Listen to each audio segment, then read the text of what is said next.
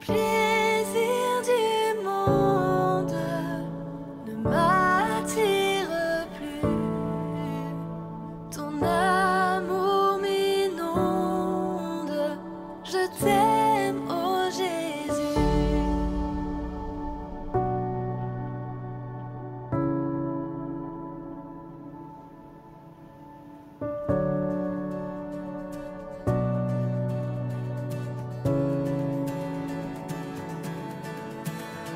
Oh Jésus, je t'aime, car tu m'as sauvé.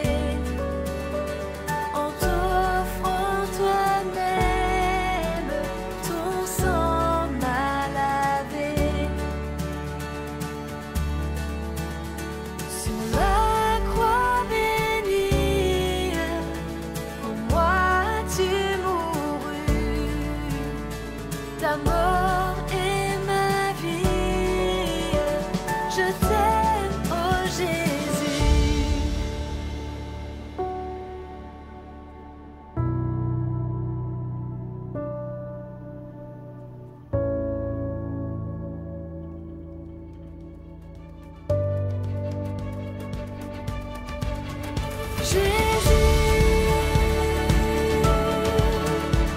Je t'aime, ma vie, ma force. Jésus, je t'aime, ma vie, ma force. Je verrai ta face, quel ravissement. Je louerai ta grâce éternellement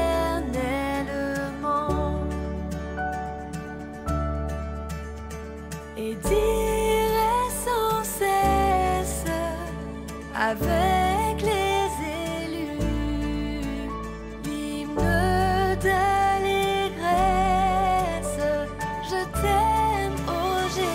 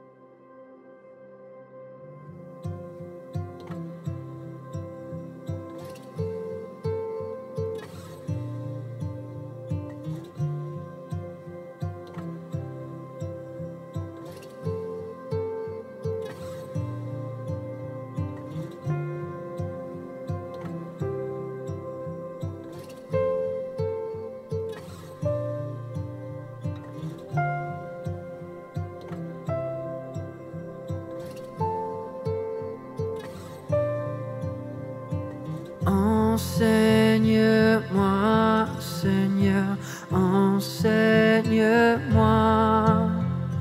Garde mon faible cœur, enseigne-moi. Que dans un chemin droit, je marche par la foi, les yeux fixés sur toi. Enseigne-moi.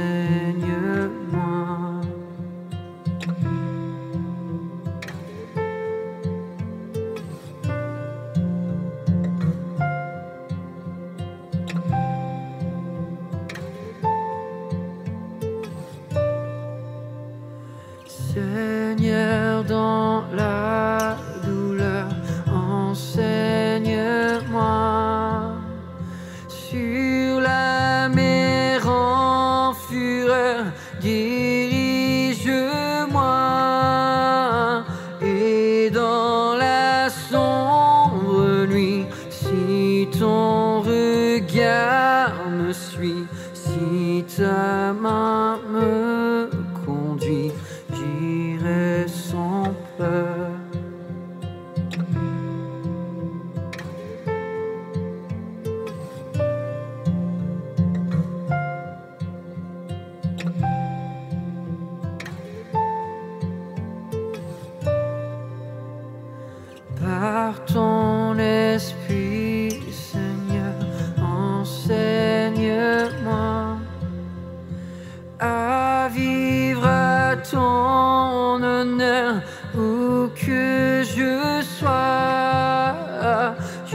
jusqu'au bout du chemin, que je reste en ta main. Sois mon constant soutien, enseigne-moi.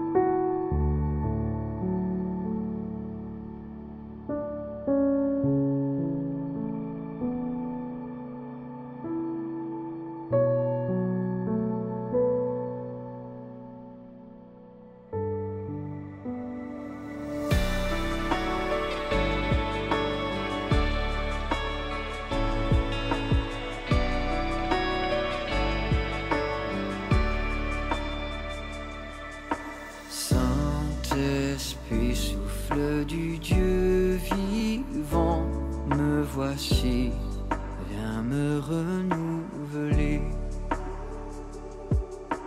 Produis en moi un vrai changement par la présence du ressuscité.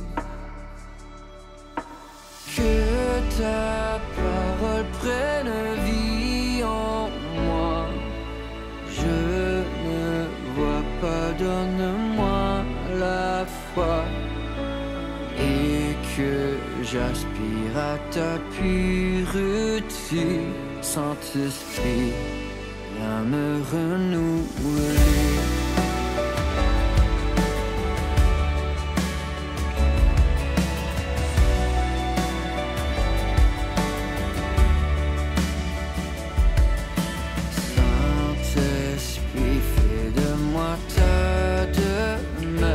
Que je sois un messager de joie. Remplis de ta paix et ta douceur, mes pensées guidées selon tes voies.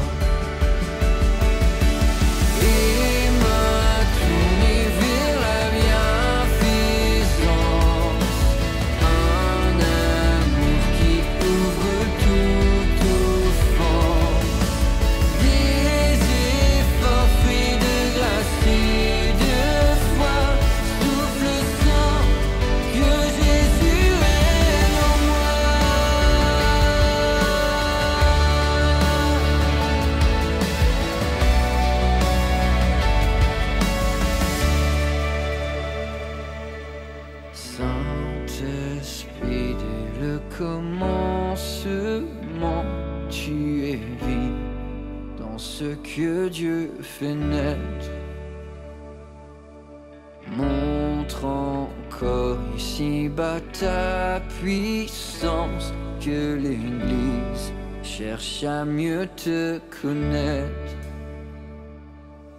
Saint-Esprit, dès le commencement, tu es vie dans ce que Dieu fait naître. Montre encore ici-bas ta puissance, que l'Église cherche à mieux te connaître. Oh, que nos prières te réjouissent. Montre-nous la voie du sacrifice. Par notre unité viens révéler le visage du Christ au monde entier.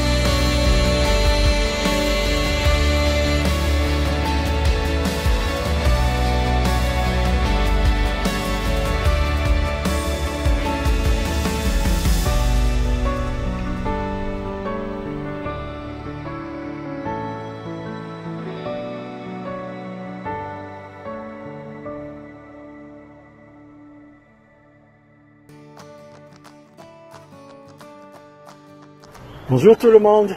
Coucou!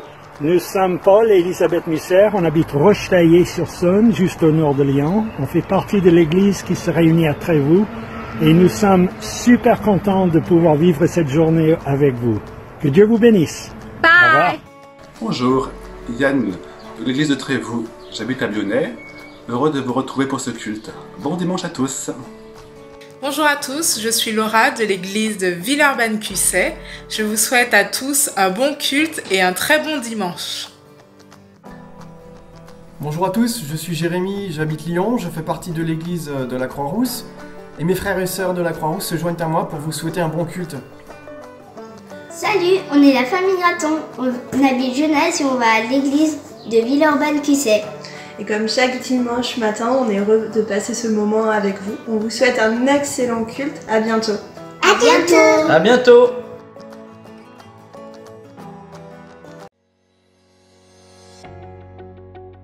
Bonjour à tous et bienvenue à ce culte de ce dimanche. Je me présente avant toute chose, je m'appelle Timothée, je suis membre de l'église de Villeurbanne-Cusset et ce matin j'ai la charge et l'honneur de vous accompagner dans ce moment qui va nous servir à glorifier le Seigneur. Mais avant toute chose, une petite pensée à toutes les mères, c'est leur fête aujourd'hui, je veux vraiment qu'on ait une pensée pour elles et parce qu'elles font un travail merveilleux dans nos vies de tous les jours. Comme vous le savez, c'est la Pentecôte et je voulais simplement vous partager quelques versets qui nous retranscrivent cet événement. Actes chapitre 2. Lorsque le jour de la Pentecôte arriva, ils étaient tous ensemble dans le même lieu. Tout à coup, il vint du ciel un bruit, comme celui d'un souffle violent qui remplit toute la maison où ils étaient assis. Des langues qui semblaient de feu et qui se séparaient les unes des autres leur apparurent. Elles se posèrent sur chacun d'eux, ils furent tous remplis d'Esprit Saint et se mirent à parler en d'autres langues, selon que l'Esprit leur donnait de s'exprimer. Dans ce passage, les apôtres reçoivent l'Esprit Saint et commencent finalement à prêcher la bonne parole, à prêcher l'évangile à tous ceux qui rencontrent autour d'eux. Et qu'on puisse vraiment voir ça comme un encouragement aussi pour notre vie d'aujourd'hui, qu'on puisse rechercher l'Esprit pour pouvoir vraiment rayonner dans notre entourage et là où on est placé par Dieu. Et ce matin, on veut particulièrement, par la louange, célébrer vraiment ce Saint-Esprit que Dieu nous a envoyé comme une aide dans le quotidien pendant ces temps où il n'est pas encore revenu. Et on va pouvoir vraiment le louer parce que le Seigneur nous garde, qu'il nous protège, et on peut vraiment le célébrer dans toute sa splendeur parce que ses dons sont incommensurables et merveilleux.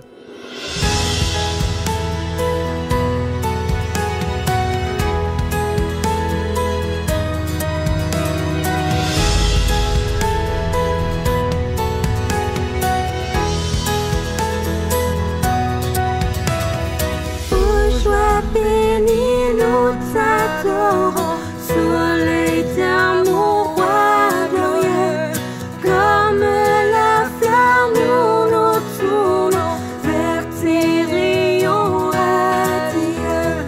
Fond du brouillard de tristesse, ténèbres de peur, de colère, source infinie d'allégresse, remplis-nous de ta lumière.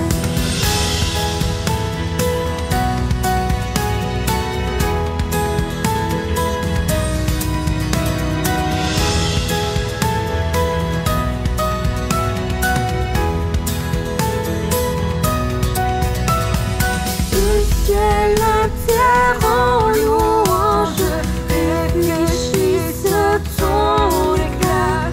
Les étoiles et les anges, inlassables cœur du roi.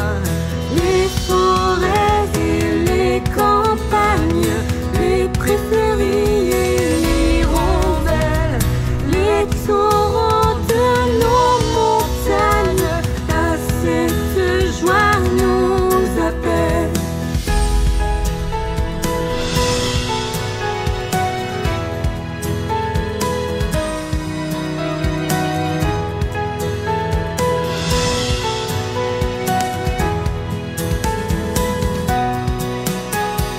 Toi qui donnes, qui pardonne, Dieu bienheureux, bénissant, pluie de joie de tous les hommes, soutien de tous les vivants.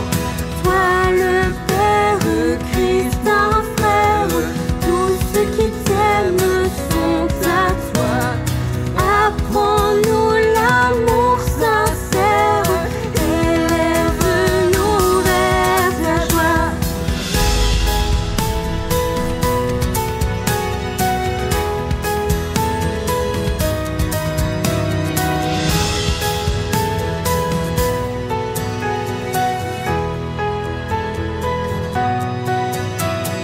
Portez, joignez la chorale de l'étoile du matin, que son amour insondable nous unisse entre prochains.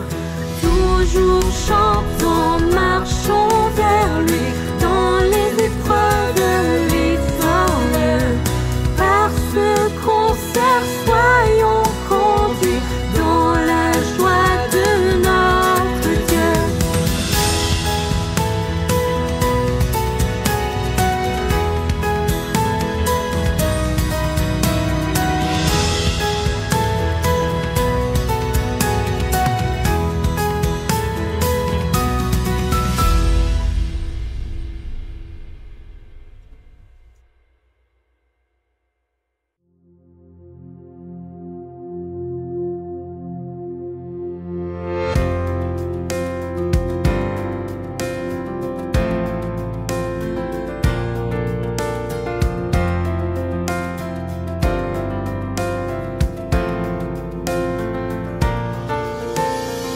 Il est exalté, le roi est au-dessus des cieux.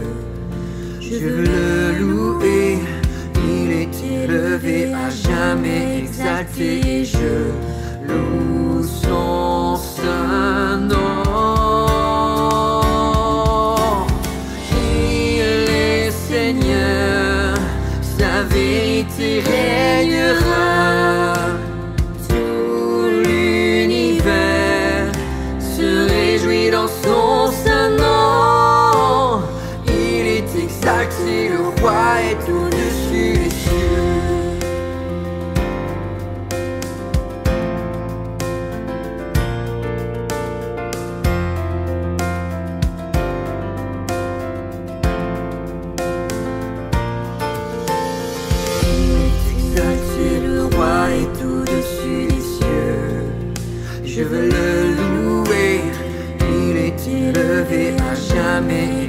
exalté et je loue son saint nom. Il est Seigneur, sa vérité régnera. Tout l'univers se réjouit dans son saint nom. Il est exalté, le roi est au-dessus des cieux.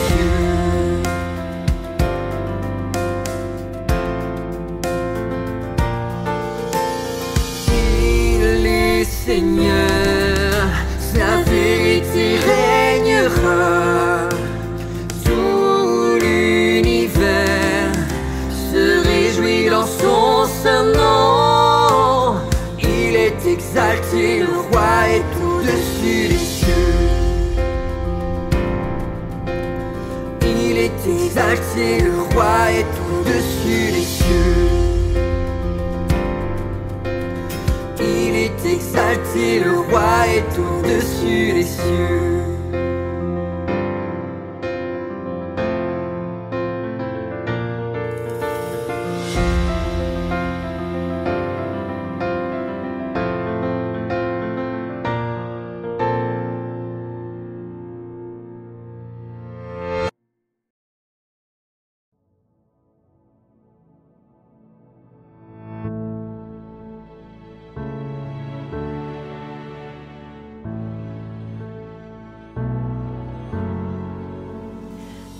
Je crains d'abandonner, Christ me gardera.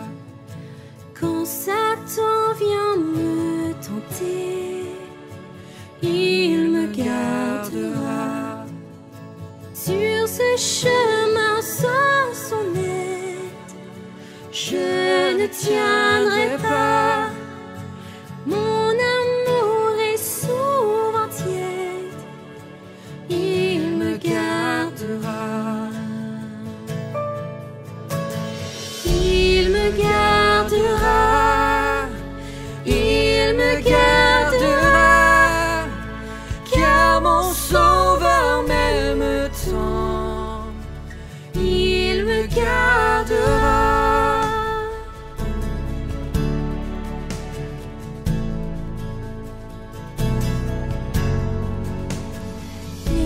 Rachetés font sa joie, Christ me gardera. Nous sommes précieux pour le roi, il me gardera. Mon âme est en sûreté, sa promesse y tiendra. Quel grand prix il a payé, il me gardera. Il me gardera. Il me gardera. Car mon sauveur m'aime tant. Il me gardera.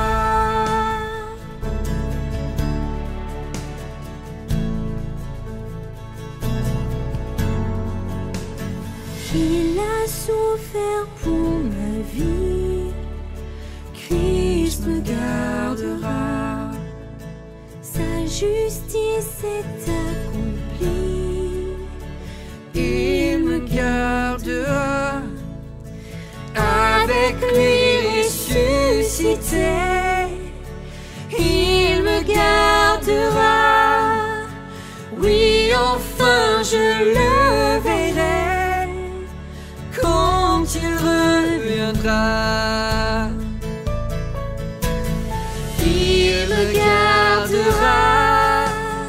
Il me gardera.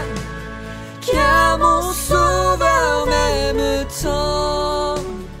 Il me gardera. Il me gardera. Il me gardera. Car mon sauveur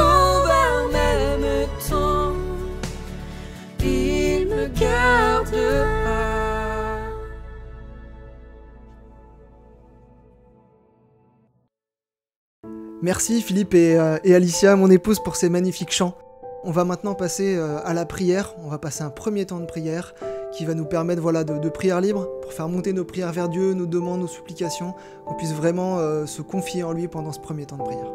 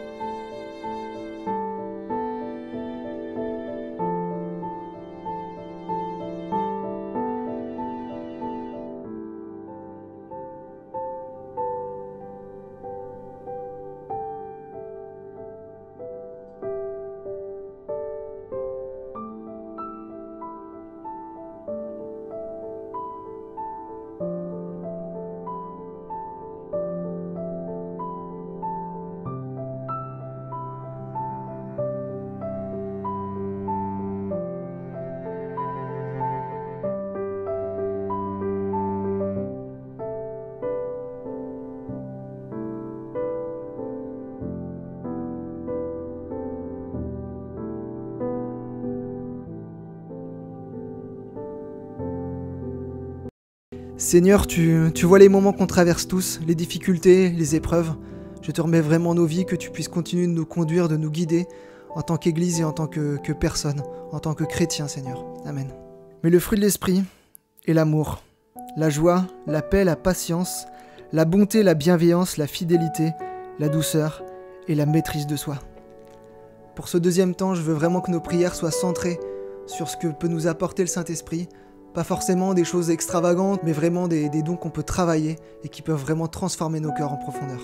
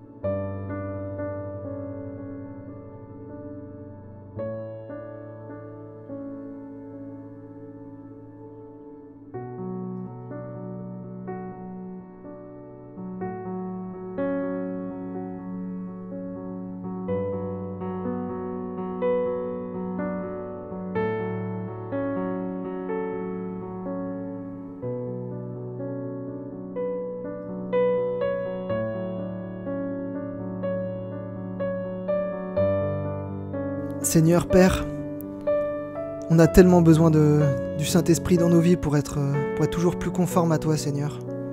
On veut vraiment que tu nous aides à progresser dans ces fruits, qu'on puisse en déborder, qu'on puisse les transpirer, Seigneur, les vivre pleinement, pour que ton message et l'évangile aient de l'impact autour de nous, Seigneur. Amen.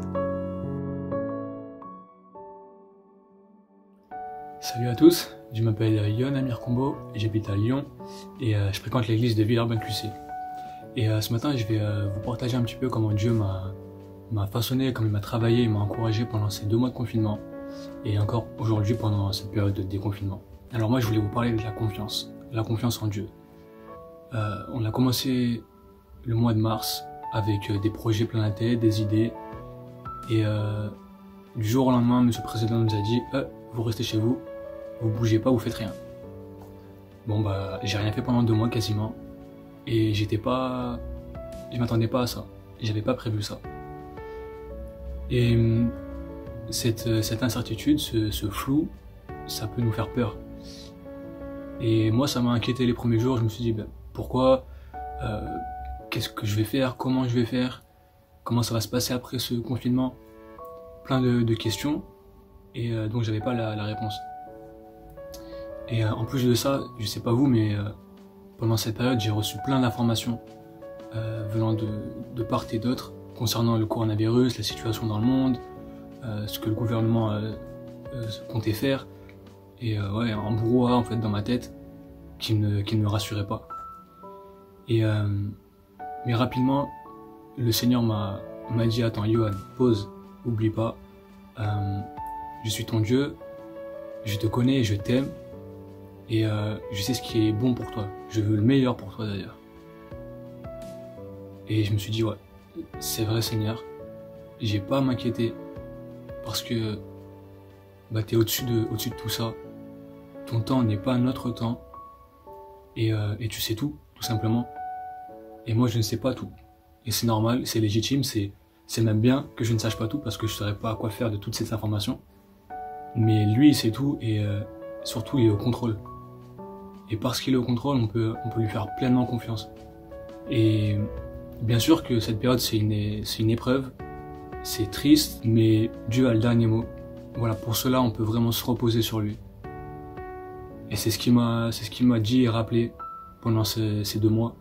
Et c'est important, je pense, de se le rappeler encore une fois. C'est normal si on ne sait pas tout, c'est normal si voilà, on passe par des épreuves. Et c'est ces épreuves-là qui nous rendent plus forts quand on s'appuie à nouveau sur lui. Pas sur nos propres efforts, mais sur lui. Voilà, c'est tout pour moi. Je vous souhaite un excellent culte, un excellent dimanche, une bonne semaine. Et à plus. Ciao, ciao.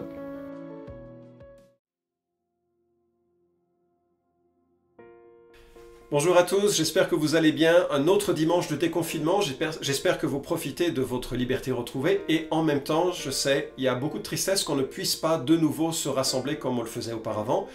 Priez pour les responsables de nos églises, nous réfléchissons à un plan de déconfinement, on veut pouvoir rouvrir dans des contextes ou dans des conditions optimales de sécurité, vous l'imaginez, c'est important pour vous, mais aussi pour le témoignage que l'on peut donner à ceux qui nous entourent. Donc on réfléchit à la meilleure manière de procéder, merci de prier pour cela. En tout cas, c'est un dimanche de Pentecôte et Philippe m'a dit « Florent, ce serait super que tu parles du Saint-Esprit en cette occasion. » En fait, je suis d'accord avec lui parce que dès qu'on parle de Dieu, c'est extraordinaire. Dieu, être infini, peut occuper notre occupation, notre méditation, notre adoration, notre joie longtemps. Et chaque fois, il y a des implications nouvelles pour notre vie. Et j'espère que ce dimanche sera une expérience de communion avec le Saint-Esprit qui est venu pour appliquer l'œuvre de Christ. La meilleure image que l'on pourrait voir pour parler de la Trinité, alors je sais c'est compliqué, quand on parle du Père on se le représente un peu, quand on parle du Fils on se le représente également, le Saint-Esprit c'est plus difficile. Alors mon propos ne sera pas de décrire la Trinité, je l'ai fait en d'autres occasions, mon propos sera de voir comment fonctionne cette Trinité, et notamment par rapport à l'œuvre du Saint-Esprit. Peut-être la meilleure image que je pourrais donner, elle a ses limites, c'est juste une analogie, c'est celle d'une course relais. Peut-être vous avez vu ces courses où les sprinteurs se donnent un bâton les uns aux autres et puis l'équipe gagnante est celle qui a été la plus rapide. Alors avec la Trinité, il n'est pas question de rapidité, mais on peut dire que le plan de la rédemption, le plan de sauvetage que le Père a mis en place dès avant la création, est en quelque sorte un bâton qui va de l'un à l'autre. Et le bâton a vraiment pris origine en quelque sorte dans la pensée du Père. Dieu a conçu un plan de rédemption, un plan de sauvetage qui inclut votre nom si vous êtes de ceux et de celles qui vous êtes repentis en plaçant votre confiance en l'œuvre de Jésus-Christ. Et ce bâton du sauvetage, il l'a transmis à son Fils en disant « Vas-y, fonce, deviens homme, comme eux, sois parfait, montre-leur le chemin, mais le temps venu, tu mourras en sacrifice à leur place. » Et Dieu le Fils est venu réaliser ce sauvetage, pleinement volontaire, pour être le sacrifice qui prend sur lui l'ensemble de nos fautes. C'est extraordinaire ce que Jésus a accepté de faire volontairement. Il a donné sa vie pour nous. Et puis il a accompli son œuvre sur la terre, et puis sur la croix, et puis il est remonté au Père, dans la gloire, il a été glorifié. Et ensuite, le Père et le Fils ont donné le bâton au Saint-Esprit. Maintenant, c'est au Saint-Esprit d'agir en quelque sorte. Non pas que les autres personnes de la Trinité ne sont pas impliquées, c'est pas une caricature, mais une expression un peu rapide de l'ensemble. Mais néanmoins, le Saint-Esprit maintenant applique les bénéfices de la croix à tous ceux et toutes celles qui viennent à Jésus-Christ. Il est l'applicateur de l'œuvre de Christ. Et j'aimerais que l'on voie la manière dont Jésus parle du ministère du Saint-Esprit en Jean chapitre 16 à partir du verset 5. Et nous voyons à quel point l'Esprit applique l'œuvre de la croix, l'œuvre de Christ à nos vies, et ça nous donnera plein de pistes concrètes sur la manière dont le Saint-Esprit agit. Ça nous permet d'être discernants quant à ce qui est de l'ordre du Saint-Esprit et ce qui n'est pas de l'ordre du Saint-Esprit, et de compter sur lui de façon intelligente lorsque nous tentons de le servir au sein de l'Église et également dans ce monde. Jean chapitre 16 à partir du verset 5. « Maintenant je m'en vais vers celui qui m'a envoyé, et nul de vous ne me demande où vas-tu. Mais parce que je vous ai parlé ainsi, la tristesse a rempli votre cœur.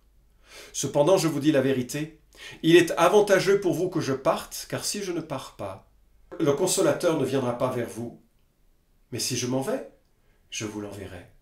Et quand il sera venu, il convaincra le monde de péché, de justice et de jugement. De péché parce qu'il ne croit pas en moi, de justice parce que je vais vers le Père et que vous ne me verrez plus, de jugement parce que le prince de ce monde est jugé. J'ai encore beaucoup de choses à vous dire, mais vous ne pouvez pas les comprendre maintenant. Quand il sera venu, lui, l'Esprit de vérité, il vous conduira dans toute la vérité. Car ses paroles ne viendront pas de lui-même, mais il parlera de tout ce qu'il aura entendu et vous annoncera les choses à venir. Lui me glorifiera parce qu'il prendra de ce qui est à moi et vous l'annoncera. Tout ce que le Père a est à moi. C'est pourquoi j'ai dit qu'il prendra de ce qui est à moi et vous l'annoncera.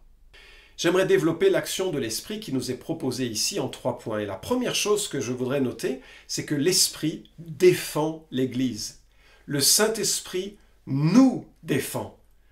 À plusieurs reprises, Jésus a prévenu qu'il allait partir, qu'il serait mis à mort et qu'il allait ressusciter. Et parfois, il y a eu des discussions à ce sujet, mais là, pour le coup, ils sont incapables de comprendre ce qu'il en est, au point de même perdre leurs moyens et de poser la question « Mais tu vas où? Qu'est-ce qui se passe ?» Ils sont juste dans la tristesse. Quelques versets auparavant, Jésus leur a annoncé qu'ils allaient être persécutés, qu'ils allaient être exclus des synagogues, et même que certaines personnes allaient les mettre à mort en croyant rendre à Dieu un hommage par leur mise à mort. Alors ils sont plutôt dépités, on les comprend. Et jusque-là, Jésus avait été leur protecteur. Chaque fois qu'il y avait eu des problèmes, Jésus était devant et avait assumé ses problèmes. C'est lui qui était devant, c'est lui qui était le bouclier. Ils s'étaient tous réfugiés derrière lui quand il y avait des problèmes. Non seulement il va partir, mais en plus il leur dit « Et franchement, ça va être super dur pour vous. » Comme un sentiment d'être orphelin. Et j'imagine que ça a vraiment dû être difficile à imaginer pour eux. Alors Jésus leur dit « Pourtant, il est avantageux pour vous que je parte. » Et j'imagine dans leur tête la réflexion, mais non, c'est pas avantageux. Et si vous avez connu le départ de quelqu'un que vous aimez, si vous avez connu le décès de quelqu'un que vous aimez ou que vous avez aimé très, très fortement, un départ comme ça fait mal. Mais dans ces circonstances, ça a dû être décuplé et les apôtres ont dû se demander, mais en quoi est-ce que ça pourrait être avantageux? Alors en fait, voici les extraordinaires avantages qui viennent avec le départ de Jésus. Parce qu'il est parti, le Père et le Fils ont envoyé le Saint-Esprit. Et grâce à ça, l'Église a maintenant un juriste permanent.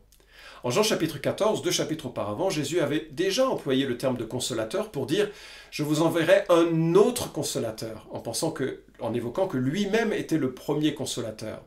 Alors, le mot a cette notion de quelqu'un qui vient auprès d'un malade, lui tenir la main, l'accompagner.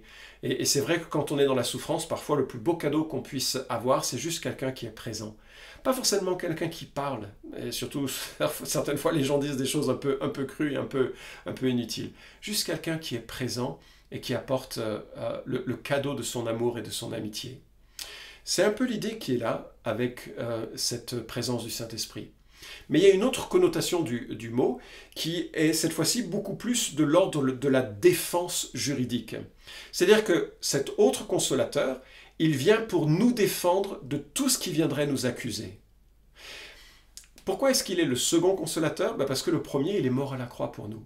C'est-à-dire que nous avons de quoi être accusés, n'est-ce pas? Nos œuvres sont mauvaises, nos cœurs sont mauvais, nos actions sont remplies d'égoïsme. Le péché est vraiment intégré dans notre fibre humaine. C'est vraiment la tragédie de l'être humain. Et en même temps, Jésus vient pour mourir à la croix et il nous rend entièrement purs de ce que nous avons jamais commis de mal et qui a offensé le nom de Dieu. Quand il meurt sur la croix, il paye pour tout, il est notre premier consolateur. Mais le Saint-Esprit est le second. C'est-à-dire qu'il vient et il intercède pour nous. Et donc il nous défend devant les accusations de notre conscience, il nous défend devant les accusations du diable, il nous défend devant les accusations du monde. Nous sommes justifiés, nous qui sommes en Christ. Et en cela, c'est un avantage parce que Jésus, il pouvait être, dans son incarnation bien sûr, qu'à un endroit à la fois. Mais le Saint-Esprit va habiter dans le cœur de tous ceux et de toutes celles qui jamais mettraient leur confiance en lui. Deuxièmement, Jésus étant tous. Dans son incarnation, il a parcouru, Jésus, quelques kilomètres carrés.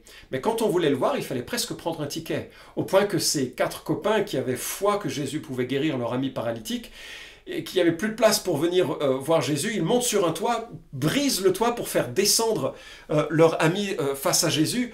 Et là, Jésus le guérit avec beaucoup de tendresse et admirant même la foi de ces 4 personnes, agit spontanément avant même d'entendre leur demande. Oui, mais là, maintenant, grâce au Saint-Esprit, nous avons accès à la personne de Dieu en nous. Nous n'avons pas besoin de nous rendre à Jérusalem pour voir Jésus, ni encore moins de briser un toit pour pouvoir rentrer. Nous avons un accès direct à la personne de Dieu par le Saint-Esprit qui est en nous. Non seulement ça, mais Jésus est en tous maintenant, alors qu'avant, il n'était qu'à un endroit, en quelque sorte, à la fois. Jésus est en tous parce que par le baptême du Saint-Esprit, Dieu a fait de nous sa demeure. Nous sommes le corps du Christ. C'est d'ailleurs pour ça que dans l'Église, et lorsque nous nous réunirons et que nous aurons cette joie de nous retrouver en direct, dans l'Église, nous voyons les hommes et les femmes que Dieu a rachetés, qui sont précieux et en qui Jésus vit. C'est pourquoi nous devons faire très attention à la manière dont nous traitons les frères et sœurs d'une Église. Ils sont précieux aux yeux de Dieu, ils doivent nous être précieux.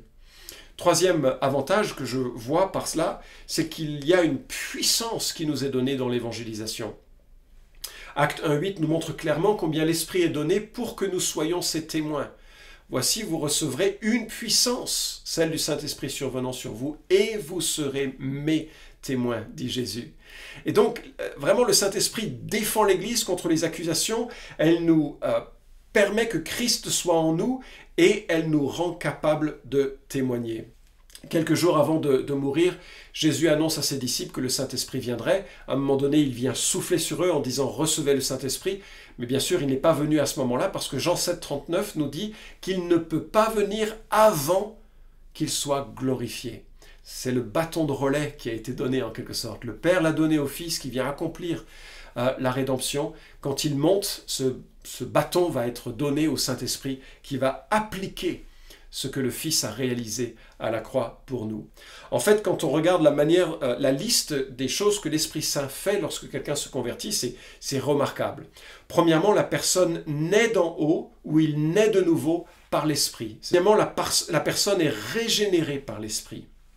Troisièmement, la personne est lavée, sanctifiée, justifiée par l'Esprit. Quatrièmement, la personne est scellée de l'Esprit. Un sceau qui exprime à la fois la possession, mais également l'inviolabilité. Bien-aimés, si vous êtes nés de nouveau, rien ni personne ne pourra vous mettre à mort de nouveau. Vous êtes nés en Christ, vous demeurerez en Christ jusqu'à la fin, parce que vous êtes scellés du Saint-Esprit. La personne a le Saint-Esprit qui habite en lui. C'est la terminologie de Romains chapitre 8. La personne est marquée de son sceau et elle reçoit les arts de l'Esprit. Et cette notion d'art est intéressante parce que c'est la même notion que nous avons lorsque nous achetons une maison, par exemple, et nous devons déposer les arts. C'est-à-dire que nous payons une partie en garantie de ce que nous payerons la totalité plus tard. Eh bien, le Saint-Esprit nous est donné, mais une seule partie, en quelque sorte, de sa présence nous est donnée. Je crois que la plénitude que nous vivrons avec le Saint-Esprit dans l'éternité nous attend. Pourquoi? Nous savons en Jean 14 que l'Esprit Saint sera éternellement avec nous. C'est-à-dire qu'il commence son chemin en nous. Et bien sûr, sa présence peut augmenter ou diminuer, son influence plutôt, peut augmenter ou diminuer alors que nous marchons selon sa parole, alors que nous cherchons une communion plus intense avec lui. Mais néanmoins, la vraie plénitude du Saint-Esprit attend l'éternité. Enfin, la personne est baptisée d'Esprit Saint. 1 Corinthiens chapitre 12, verset 13. Je sais qu'il y a beaucoup de débats à ce sujet, comme si le baptême du Saint-Esprit était une seconde expérience qu'il fallait attendre. Ce n'est pas mon sujet. Il y a sur l'église de Cusset, sur le site de l'église de Cusset, une conférence sur la question du ministère du Saint-Esprit où je vais aller plus dans le détail de cet aspect. Vous voyez à quel point le Saint-Esprit défend l'Église, avantage l'Église. C'est le premier point que je voulais souligner. Heureusement que Jésus est mort et ressuscité et monté au ciel. Le Saint-Esprit est envoyé pour nous défendre de façon permanente, pour résider en nous et actualiser la présence du Christ dans nos vies. Deuxième ministère de l'Esprit, il reprend le monde. Et c'est un peu le pendant négatif, en quelque sorte, de ce qu'il fait pour l'Église. D'un côté, il défend l'Église, de l'autre, il reprend le monde. Et c'est ce que nous lisons au verset 8. « Quand il sera venu, il convaincra le monde de péché, de justice et de jugement. De péché parce qu'il ne croit pas en moi, de justice parce que je m'en vais vers le Père et que vous ne me verrez plus, de jugement parce que le prince de ce monde est jugé. » Jésus précise que ce que fera l'Esprit ici, c'est de convaincre le monde de péché.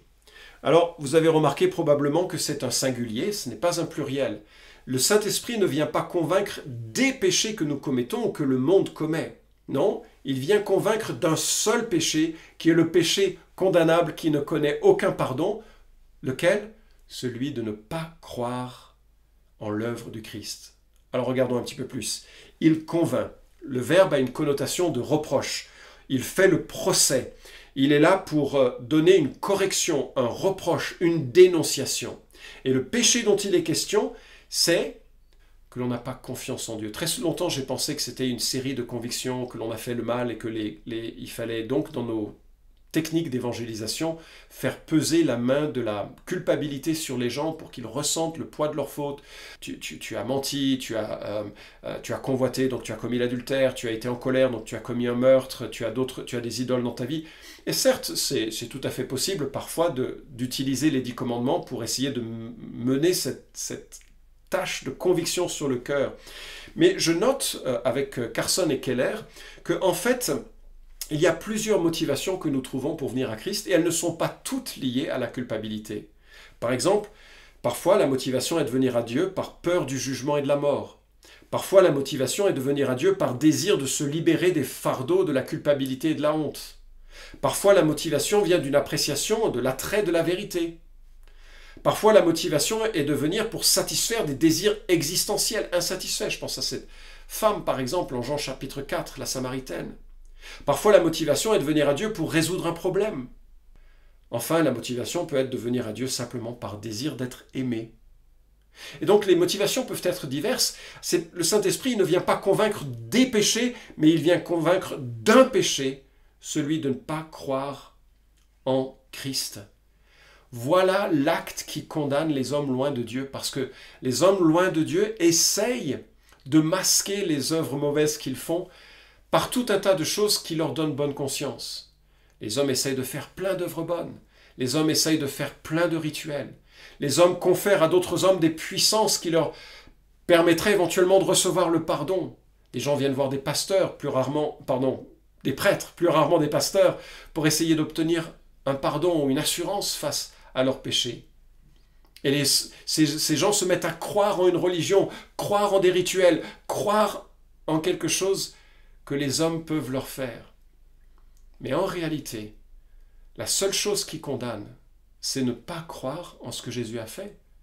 C'est de considérer que Christ, dans sa sagesse, dans son amour, dans sa puissance, dans sa mort et dans sa résurrection est venu, mais que oui, c'est bien, mais en fait, j'ai besoin d'agir pour plaire à Dieu et pour qu'un jour il me donne accès au ciel. Mais si c'était le cas, Dieu n'aurait pas envoyé son Fils, c'est beaucoup trop douloureux. Il aurait simplement dit aux hommes, faites le bien et puis si vous faites suffisamment de bien, je vous accueillerai dans mon ciel. Vous connaissez Jean 3,16, n'est-ce pas? C'est le verset emblématique des évangéliques, car Dieu a tant aimé le monde qu'il a donné son Fils unique afin que quiconque croit en lui ne périsse pas mais qu'il ait la vie éternelle. On oublie par contre le verset 18, un peu plus tard donc. Celui qui croit en lui n'est pas jugé, mais celui qui ne croit pas est déjà jugé, parce qu'il n'a pas cru au nom du Fils unique de Dieu. Dieu a envoyé une bouée de sauvetage. Si nous ne la saisissons pas, il n'y a aucun autre moyen par lequel nous puissions être sauvés. Et donc c'est vraiment important de le dire, et Jésus enfonce le clou, si j'ose dire, un peu plus tard en disant que le Saint-Esprit va donner une conviction de justice, parce que lorsqu'il remontera vers le Père, et qu'il sera approuvé du Père, ça veut dire que toute justice a été accomplie. Ça veut dire qu'il est capable de déclarer juste le pire pécheur. Ça veut dire qu'il est capable de rendre pur l'homme ou la femme la plus souillée.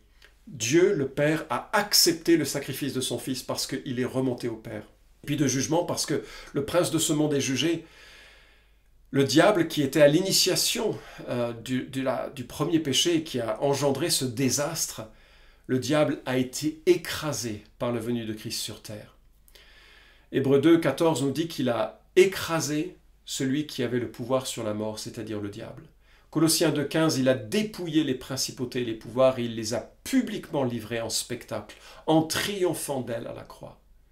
Le diable, à l'origine du mal, a été jugé, la justice a été accomplie, le vrai péché maintenant, c'est de regarder à Christ et de dire « c'est bien, mais je préfère faire quelque chose en plus. » Et moi, je connais quelqu'un dans ma famille qui m'a dit « Un Dieu qui pardonne gratuitement, j'en veux pas. » C'est l'essence même de l'autonomie et de l'indépendance et de l'arrogance.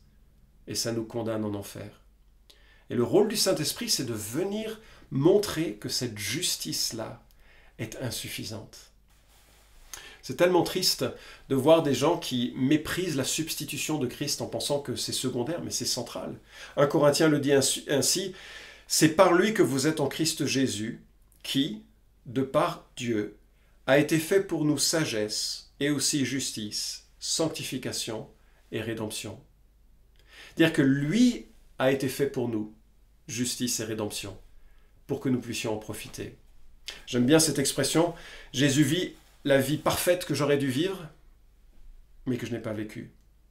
Jésus connaît la peur, le jugement, la honte et la mort que j'aurais dû connaître, mais que je ne vivrai jamais. Jésus ressuscite pour une vie que je ne devrais pas vivre, mais que je vivrai éternellement. Sa vie par la mienne, ma vie par la sienne. Il y a une substitution complète. Jésus est le juriste qui me défend, il me demande seulement d'admettre ma faillite spirituelle et que ma confiance en lui soit complète et exclusive. Et c'est exactement ce que le Saint-Esprit cherche à faire. Un jour, j'étais au château de Saint-Albin et puis il y avait un pasteur qui était là et il venait des États-Unis. Et on lui a demandé de prendre la parole, de raconter une histoire. Et il y avait là pas mal de gens qui étaient de l'extérieur du village. Et donc on m'a demandé de le traduire et j'ai quasiment, à un moment donné, presque plus pu traduire tellement l'histoire qu'il a racontée était touchante. Il disait que quand il était enfant, il avait un petit frère. Et ce petit frère se baladait avec sa maman sur le bord d'un canal. Et l'enfant est tombé dans un canal extrêmement violent, et il a été emporté par l'eau. Alors vous imaginez qu'elle a plongé pour essayer de secourir son premier fils, plus petit.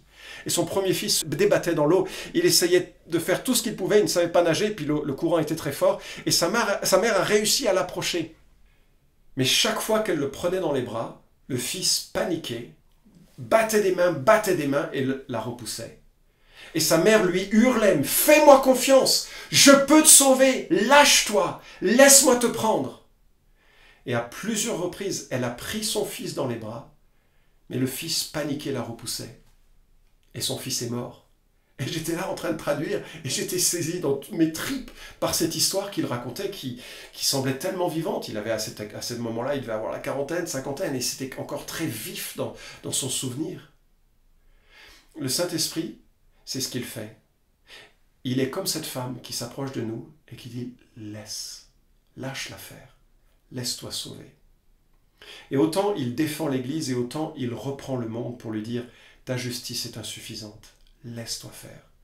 N'est-ce pas par la foi que nous sommes sauvés? C'est exactement ce que le Saint-Esprit cherche à susciter. Et enfin, troisième et dernier aspect du ministère de l'Esprit, c'est que l'Esprit honore Jésus. Nous lisons au verset 12, « J'ai encore beaucoup de choses à vous dire, mais vous ne pouvez pas les comprendre maintenant. Quand il sera venu, lui, l'Esprit de vérité, il vous conduira dans toute la vérité, car ses paroles ne viendront pas de lui-même, mais il parlera de tout ce qu'il aura entendu et vous annoncera les choses à venir. Lui me glorifiera parce qu'il prendra de ce qui est à moi et vous l'annoncera. Tout ce que le Père a est à moi, c'est pourquoi j'ai dit qu'il prendra de ce qui est à moi et vous l'annoncera. » Dans cette dernière série d'affirmations sur le ministère du Saint-Esprit, nous voyons là de manière très directe à quel point le Saint-Esprit prend le bâton de la main de Jésus et l'applique, mais il reste dans le sillon de Jésus. Mes amis, tout ministère qui prétend mettre en avant le Saint-Esprit est erroné si ce ministère ne pointe pas vers la gloire de Jésus, de ce que lui a fait. Voici ce que souligne Carson. Nous devons comprendre que Jésus est le point central de la révélation, le point culminant de l'autodivulgation de Dieu, l'expression finale de Dieu, la parole de Dieu. Toute révélation antérieure a pointé vers lui et atteint son point culminant en lui. Cela ne signifie pas qu'il fournit lui-même tous les détails dont ses disciples auront besoin, cela signifie que les éléments supplémentaires fournis par l'Esprit Saint après son envoi par Christ Jésus, suite à la mort et à l'exaltation de Jésus, ne sont rien d'autre que le remplissage de la révélation présente en Jésus lui-même. Bon, parlant théologien, c'est pas toujours très facile à saisir, mais qu'est-ce qu'il nous dit par là? Dire qu'il ne faut pas apprendre ou imaginer que le Saint-Esprit va donner des révélations supplémentaires. Il va plutôt enraciner la compréhension du dévoilement de Dieu en Jésus-Christ. C'est-à-dire que quiconque a vu Jésus a vu le Père, n'est-ce pas? Et donc, le Saint-Esprit va exalter, intensifier cette révélation de Dieu. Comment fait-il ça? Dans cette dernière partie de l'évangile de Jean, alors que Jésus parle à ses apôtres, les apôtres ici ont cette garantie qu'ils se souviendront non seulement des choses que Jésus a dites, mais qu'ils auront la capacité de pouvoir transmettre des choses qu'ils n'avaient peut-être pas encore saisies et qu'ils auront besoin de transmettre. Comment est-ce qu'ils feront ça? Bien sûr, le Saint-Esprit va inspirer l'écriture que vous tenez dans les mains. C'est la parole de Dieu, elle est soufflée de Dieu, cette parole. C'est-à-dire que Dieu a soufflé les mots en sorte que tout ce que nous avons dans l'écriture est exactement ce que Dieu voudrait que nous comprenions. Cette écriture est sans erreur. Cette parole n'a aucune source de désinformation ou de contamination. Et le Saint-Esprit nous renvoie toujours vers ce que la parole vivante a ensuite permis soit consignée par écrit afin que nous sachions qui est Dieu. 1 Pierre nous dit la chose suivante, c'est poussé par l'Esprit que les hommes ont parlé de la part de Dieu. Donc l'Esprit Saint va continuer cette œuvre dans la vie des apôtres qui vont nous laisser la parole de Dieu. Et pour nous qui en bénéficions, l'Esprit Saint va toujours nous renvoyer sur la gloire, la suffisance, la vivacité, la pertinence, la force, l'intensité de l'œuvre de Jésus à la croix. Jésus a réalisé le plan du Père. Le Saint-Esprit applique le plan du Père réalisé par Jésus. Et tout ministère qui cherche à exalter l'Esprit loin de cette réalité, de cette centralité, est suspecte. Alors il me faut conclure, le temps passe trop vite, on pourrait parler davantage de ce qu'est le Saint-Esprit et de ce qu'il fait. Mais j'aimerais remarquer à quel point le ministère du Saint-Esprit est nécessaire pour la vie chrétienne. Nous devons prier, à l'exemple des prières que nous trouvons notamment en Éphésiens, que Dieu illumine nos cœurs sur ce que Jésus a dit et a fait, pour que nous comprenions les grâces qu'il nous a faites. C'est ainsi qu'en 1 Corinthiens, le ministère du Saint-Esprit est présenté pour les chrétiens. J'ai vraiment besoin de cela. Et puis, nous devons prier pour qu'il nous remplisse de puissance pour être témoins de Jésus. Tellement souvent, je suis dans des situations où je me sens tellement incapable de témoigner. Le Saint-Esprit est capable de nous donner cette force, cette autorité spontanément, et nous devons prier pour cela, parce qu'il est capable de le faire. Et troisièmement, nous devons prier qu'il nous rende attentifs aux opportunités de service. Pourquoi? Parce qu'il nous a donné ces dons spirituels, ou plutôt ces occasions de service spirituel, où nous pouvons nous investir pleinement. Un chrétien paresseux par rapport à l'engagement dans l'Église, par rapport à l'engagement dans le service en fonction de son temps, de ses capacités, de ses dons, c'est suspect parce que le Saint-Esprit veut l'utiliser de différentes manières. Parfois, pas des manières qui sont très très visibles, mais de différentes manières. Soyez attentifs aux opportunités de service. Le Saint-Esprit peut vous parler en cela. Et puis je terminerai sur un dernier aspect tout à l'heure important de la manière dont le Saint-Esprit veut nous employer. Deuxième remarque générale de conclusion, le discernement. Je suis surpris que très vite dans l'histoire de l'Église, avec des gens comme Montanus, selon l'orthographe, il y a eu le désir d'inventer ou de créer un nouveau Saint-Esprit qui apportait de nouvelles révélations. Et notamment que le retour du Christ était pour attendre immédiatement, et notamment que... Bref, il y a toujours eu des gens qui se sont appropriés le ministère du Saint-Esprit pour proposer de nouvelles révélations. Soyons attentifs à ça. Pourquoi? Parce que ce n'est pas le miracle qui atteste de la présence du Saint-Esprit. Ce n'est pas non plus les paroles qui sont dites un peu sous forme extatique qui attestent que c'est bien là le Saint-Esprit. Lorsque nous cherchons de nouvelles révélations ou prophéties, nous nous détournons de ce que l'Esprit Saint a déjà prophétisé et enseigné. Lorsque nous cherchons une puissance de miracle pour impressionner, ce n'est pas l'Esprit dont le témoignage exalte et renvoie à la personne de Christ. Lorsque nous nous préoccupons d'un don spirituel, nous cessons d'être préoccupés par l'Église et par le service de Dieu dans l'Église. Notre regard est sur nous-mêmes. Je sais que beaucoup de discussions existent sur ce sujet, mais je pensais que c'était pertinent de l'évoquer. Je vous ai dit qu'il y avait un dernier aspect de l'œuvre de l'Esprit auquel nous devons être attentifs. En fait, celui-là, il est inimitable. Et je regrette qu'on ne passe pas plus de temps à réaliser que le Saint-Esprit ne se montre pas tant dans les dons spirituels que nous avons, parce que tous les dons spirituels sont imitables. J'ai enseigné des gens à enseigner, ils n'avaient pas forcément le don d'enseignant. J'ai appris à parler en langue et j'ai réalisé après que ce n'était pas le parler en langue. On peut apprendre à faire des choses qui ressemblent aux choses de la Bible sans que ce soit les choses de l'esprit. Mais il y a une chose qui est très difficile à apprendre de façon trompée, c'est ce qui nous est donné en Galates chapitre 5 verset 22. Le fruit de l'esprit est amour, joie, paix, patience, bonté, bienveillance, fidélité, douceur, maîtrise de soi. C'est intéressant de remarquer le contraste qui existe. Galates 5,19 parle des œuvres de la chair. La chair me pousse à toute une série de comportements contraires à Dieu, contraires à la parole de Dieu. Et ça, c'est en moi. Il y a une fibre vraiment d'autonomie, d'indépendance et de péché qui est là. Et puis le Saint-Esprit m'est donné pour m'aligner sur une seule direction. Le fruit de l'Esprit, c'est l'amour, la joie, la paix, la patience, la bonté, la bienveillance, la douceur, la maîtrise de soi. Toutes ces qualités qui sont en Christ d'ailleurs. Toutes ces qualités qui sont merveilleusement attestées dans la vie et le comportement de Jésus-Christ. Cela, Dieu veut le faire naître en moi. Et à cela, on mesure la puissance de l'Esprit dans une vie. Non pas à ses dons, ça peut en faire partie, mais à son amour. Parce que ça, c'est très difficile à imiter pour de faux. Très vite, l'impatience se manifeste, très vite, les imperfections de la chair reprennent le dessus. Et je prie que nous soyons attentifs à l'œuvre du Saint-Esprit dans cette semaine, que nous lui demandions sa plénitude, que nous recherchions sa présence, qu'il illumine les yeux de notre cœur pour que toute sa puissance nous rende capables d'être son témoin et d'être aimant.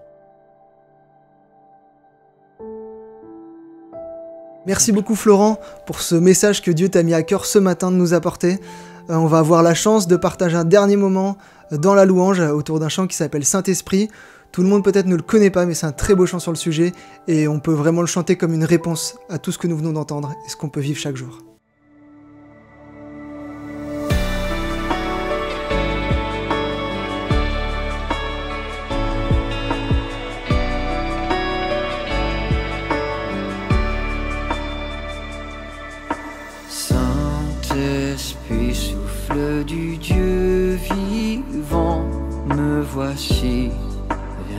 renouveler. Produit en moi un vrai changement par la présence du ressuscité. Que ta parole prenne vie en moi. Je ne vois pas, donne-moi la foi. Et que j'aspire à ta pureté, Saint-Esprit, viens me renouveler.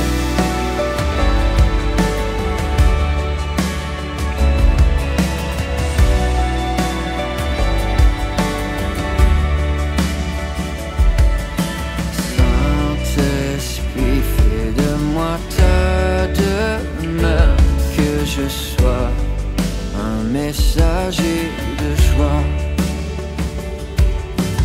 Remplis de ta paix et ta douceur, mes pensées guidées selon tes voies. Et m'a tourné vers la bienfaisance, un amour qui ouvre toute offense. Des efforts fruits de grâce et de foi, souffle saint que Jésus règne en moi.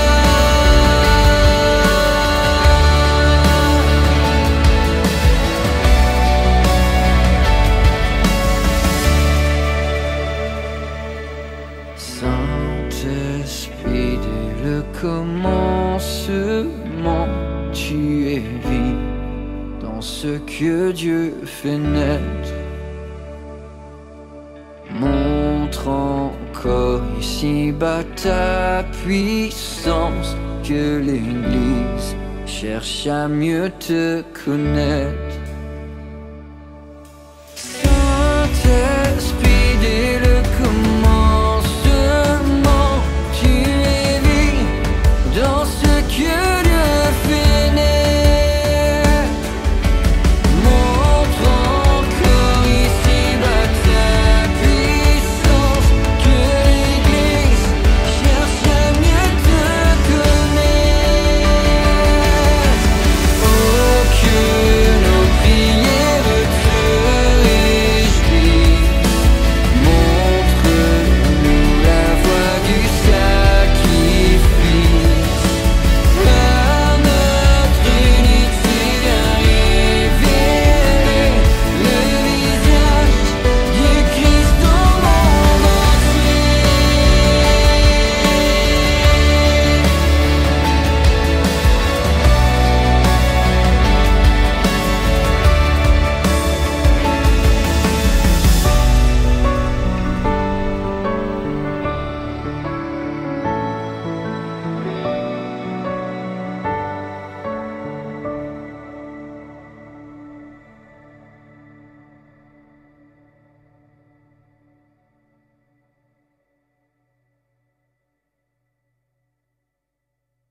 On va pouvoir maintenant passer à la fin de ce culte avec quelques petites annonces. La première concerne la récolte de dons pour le Tchad qui a été lancée il y a 2 semaines.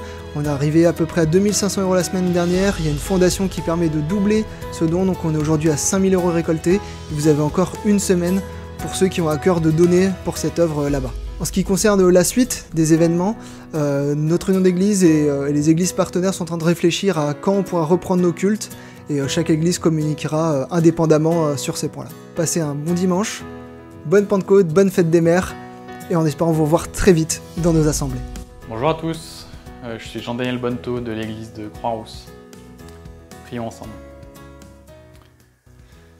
Seigneur, on est reconnaissant des moyens techniques qui nous permettent de nous rassembler. On a hâte de pouvoir se rassembler en vrai. Et on veut vraiment, Seigneur, ce matin t'exprimer notre reconnaissance de faire partie de ta famille, d'être tes enfants, que tu nous aies choisis, inscrits sur ton livre de vie et que tu sois mort pour nous sur cette croix, à l'avance connaissant notre dureté de cœur. Tu as choisi de le faire malgré tout. Et ouais, Seigneur, donne-nous d'avoir conscience de tout ça, de savoir être reconnaissant de ça au quotidien. Merci pour cet enseignement qu'on a pu avoir ensemble. Je te prie qu'il impacte notre cœur pour le reste de cette semaine. Je te remets chacun dans leur vie, leur relation avec toi aussi cette semaine, et qu'on puisse tous vivre de riches moments auprès de toi. Au nom de Jésus, Amen.